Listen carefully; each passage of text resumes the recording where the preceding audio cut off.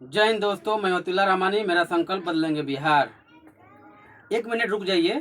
आपसे अपील है कि पूरा वीडियो ज़रूर देखिएगा। इसमें आपको बहुत सारी चीज़ें मिलेंगी। अगर कहीं पैसा आपको लगता है कि मुझे सजेशन देना चाहिए तो आप बिल्कुल आप मुझे सजेस्ट करेंगे।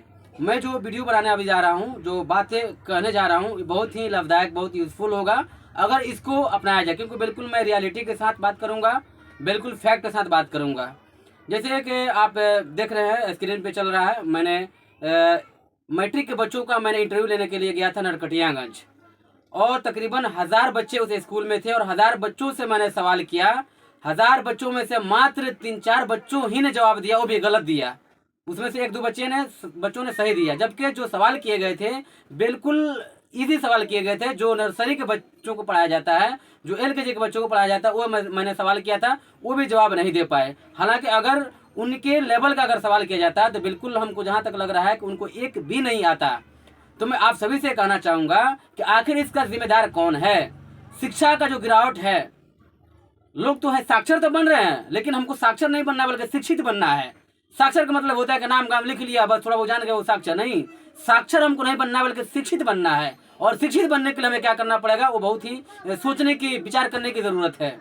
आज हमारे अगर बच्चे प्राइवेट में पढ़ते हैं और प्राइवेट के बच्चा अगर नर्सरी LKG UKG में पढ़ लिया, UKG में पढ़ता है, तो 8वां 9वां क्लास का बच्चा का मुकाबला करने का क्षमता रखता है। आज मैट्रिक का बच्चा जो पढ़ लिया है, अगर उससे 2 लाइन अगर पढ़ने को दे दिया जाए इंग्लिश में रीडिंग करने के लिए, तो नहीं कर सकेगा। हाँ, 100 में से 1 आध बच्चे मिलेंगे जो ऐसा मतलब कर पाएंगे, तो उनका माहौल अच्छा रहता है, उनके घर का इन्वायरमेंट अच्छा होगा, या शहर के बच्चे रहते हैं तो ऐसा कर पाएंगे। लेकिन अधिकांश बच्चे 99% जो बच्चे ऐसा नहीं कर पाएंगे। इसका जिम्मेदार कौन है?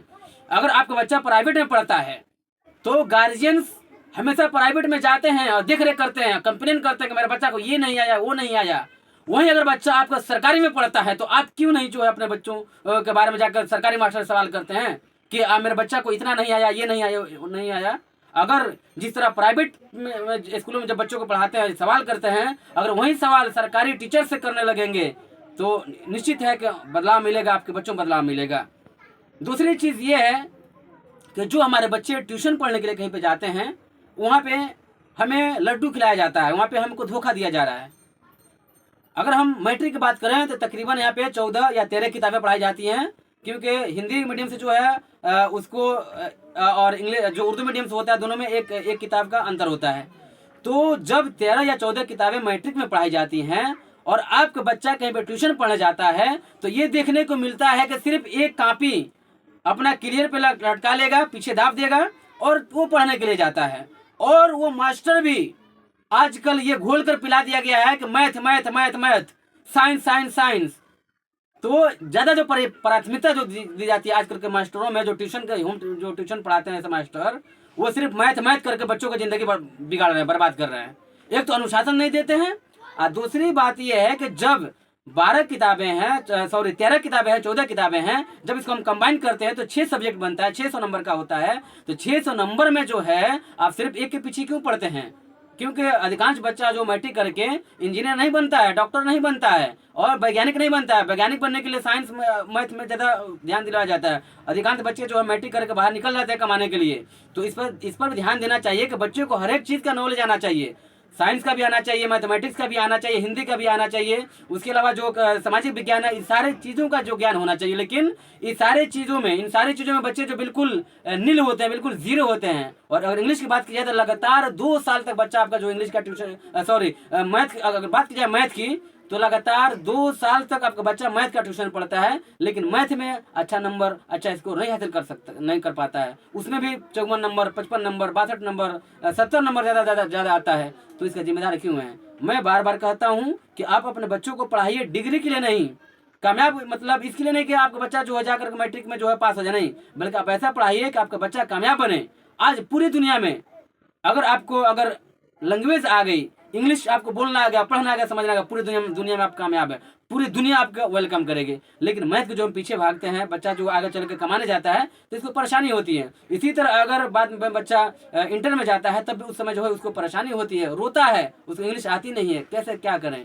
और अगर इंग्लिश को कंपलसरी नहीं किया गया है तो आपकी भी कमी है। आप सरकार से बोलिए कि इंग्लिश को कंपलसरी कराए, फिर भी कंपलसरी नहीं कराएगी, कोई बात नहीं है। लेकिन बाद में अगर कोई नौकरी का वैकेंसी आता है तो उसमें डायरेक्टली लिखा रहता है कि इंग्लिश में भी कम से कम आपको 50 या 55 जो है % या नंबर होना चाहिए। उस समय भी अगर इंग्लिश पर आप ध्यान नहीं देते हैं और आपका इंग्लिश में फेल हो जाते हैं तो भले मैट्रिक में तो आप तो पास माने जाते हैं, लेकिन आगे चल के भविष्य में जो है आप किसी भी कंपटीशन में किसी नौकरी के लिए एलिजिबल नहीं होते हैं। इसलिए मैं ऐसे टीचर से और अभिभावक से मैं निवेदन करना चाहूँगा कि आप लोग जो है अपने बच्चों को जो ध्यान दीजिए और हर एक सब्जेक्ट पर ध्यान दीजिए, और खास करके English is the international language और it is very compulsory at the time.